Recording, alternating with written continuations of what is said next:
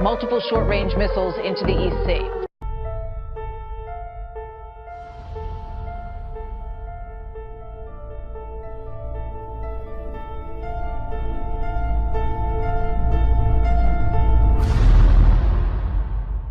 Let's get right to it with Trace Gallagher live in our West Coast newsroom, who has the latest on this story tonight. Hi, Trace. Hi, Martha. The number we're hearing is 3, and U.S. officials say one of the missiles failed during the launch process and the other 2 failed in flight, though they are not saying how far they went. But South Korean media says a missile launched from one of North Korea's eastern provinces, which is on the opposite side of the Korean peninsula from Seoul, appears to have been a ballistic missile that flew about 150 miles and then landed in the ocean between Japan and the Korean peninsula. The firing comes one day after North Korea's state-run media released pictures of Kim Jong-un inspecting a missile site that appears to show North Korea's missile program has made unexpected advances. The photos include a previously unseen missile that experts say might be the key words there, the next generation of missiles the North has already fired. All of this is troubling for the Trump administration, which this week said that North Korea seemed to be backing down a bit. Remember last week, Kim Jong-un was threatening to fire missiles near the island of Guam, which is a U.S. territory and considered to be U.S. soil. In July, North Korea conducted its first successful test of an intercontinental ballistic missile that could reach the shores of Alaska, and experts say they may also have the technology to arm the missiles with a small nuclear warhead. We should note that while the North has fired yet another missile, the USS John McCain is in port, out of commission in Singapore after being hit by an oil tanker. The McCain is equipped with an Aegis missile defense system, an effective counterweapon to North Korean missiles. And remember, South Korea and the U.S. military are conducting joint military exercises as we speak in the Korean peninsula. All great points, 10 times. Thank you, Trace. Province of Gangwon into the Sea of the Korean Peninsula, or Sea of Japan. That's according to the South Korean Joint Chiefs of Staff. The projectiles flew about 250 kilometers. South Korea's military is closely monitoring North Korea for any additional movement or provocation. North Korea has been conducting a series of ballistic missile tests this year, firing 18 missiles in 12 tests in February. In July, it launched an intercontinental ballistic missile, which North Korea claims could reach anywhere in the world. The latest launches come as the U.S. and South Korean militaries conduct their annual joint exercises. We have this breaking news from Korea, where the North Koreans apparently sent off 3 short-range missiles. These are not ICBMs, and apparently it was a failure, the missile launch itself. That clearly, in my mind, was a reaction, or their attempted a reaction, to our military exercises with the South, right?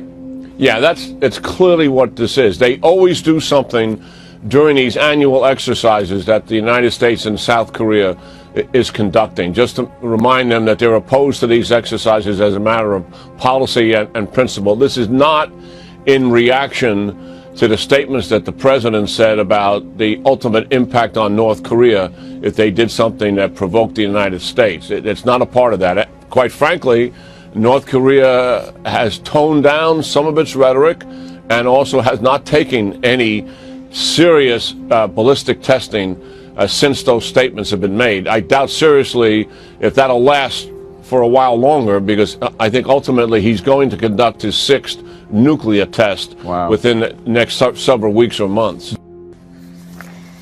Officials say the projectiles were fired from Kitaeron in the province of Gangwon. South Korean media says a missile launched from one of North Korea's eastern provinces, which is on the opposite side of the Korean peninsula from Seoul, appears to have been a ballistic missile that flew about 150 miles and then landed in the ocean between Japan and the Korean peninsula.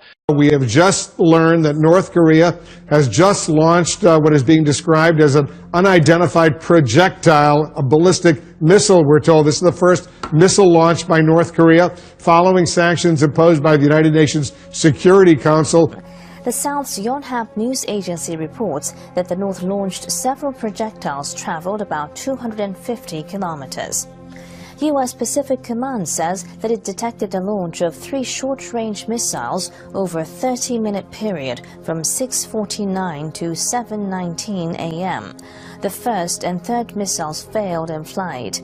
The second missile appears to have exploded almost immediately. South Korean government has convened its National Security Council to gather more information about the North's intentions. This is another Fox News alert. Reuters is reporting that North Korea has fired an unidentified projectile into the sea off its eastern coast, according to the South Korean news agency. A piece of news that has just suddenly broken. Let's bring in our panel. Matthew Continetti of the Washington Free Beacon, Karen Tumulty of the Washington Post, and Byron York of the Washington Examiner. I suspect that the North Koreans did not know about Hurricane Harvey, but Karen, their timing is impeccable, isn't it? Yeah, they do have a knack, it seems like, for sort of adding chaos on top of chaos. So, but the frequency of these things, I think, is the thing that's got to be most worrisome right now. Yeah, now we need to point out that there's an awful lot we don't know. Again, we have not independently been able to verify this report of a missile test. We don't know anything about the nature of the missile, whether it was medium range or long range, anything like that. So, but it does seem to be an indication. There are a couple of sources now reporting that North Korea has fired another projectile. One assumes it's a missile. Byron, it's interesting because there had been some talk on the part of the Trump administration that maybe Kim and his regime was backing off and quieting down a little bit. After all, the threats that talk about fire and fury, now apparently not so much. That's right. We should never be surprised when North Korea does this, but I believe the Secretary of State Rex Tillerson said a few days ago, well, gee, it's been a good while since they've last fired a missile. The idea being that they had backed off. Now, if this is true and they've done it again, I think Tillerson will have to reconsider his statements. But I think there was some optimism in the administration with this idea that perhaps they had backed off the threats to Guam and maybe just pulled back a little bit. So we'll have to see what this is now. All of which would seem to point out, Matthew, something that is fairly self-evident, which is you can't count on Kim Jong-un to do anything except the unexpected. No, not at all. They have to learn what missile they fired and where it was directed. Of course, that plays a lot into exactly what type of response he's expecting from the United States.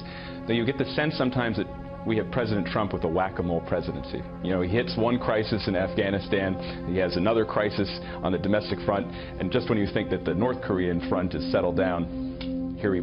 A photo released by North Korea's state media is turning heads the world over. It shows the regime may be close to completing a new type of submarine-launched ballistic missile. Kim Hyun-bin zooms in on the development which could further escalate tensions on the peninsula. A recent photo unveiled by Pyongyang indicates that the regime is close to developing a new submarine ballistic missile known as the Pukguksong-3. The chart shows the structure of the SLBM displayed behind North Korean leader Kim Jong-un during his visit to the Chemical Material Institute at the Academy of Defense Science earlier this week. Many experts believe that North Korea could be in the final stages of developing the missile. In a recent video, Pyongyang released footage of possible body of a Pukguksong-3 SLBM, so I believe it is near completion. Earlier this year, the regime fired a new intermediate-range SLBM known as the Pukguksong-2, which is known to use a solid-fuel engine. North Korea is trying to perfect the solid-fuel engine since this makes it harder for satellites to detect the missiles before launch. Experts say that the regime could have even test-launched the Pukguksong-3 engine in their recent cold-launch test in late July. I believe the recent 3 cold launch engine tests from the regime were from the newly built SLBM. Experts say North Korea will consider the most effective date to maximize their provocations when planning to test launch the new missiles.